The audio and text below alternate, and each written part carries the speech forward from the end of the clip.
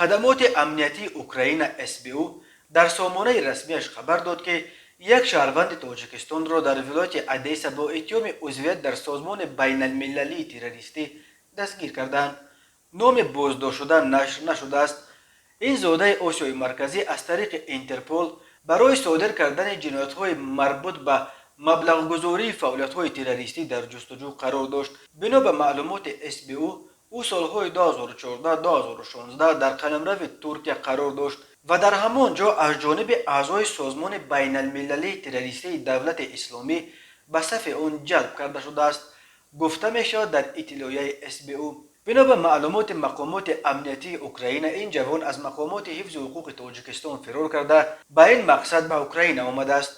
گفته می شود که او در اوکراین با نقض قانونهای مهاجرتی این کشور به سر می برد.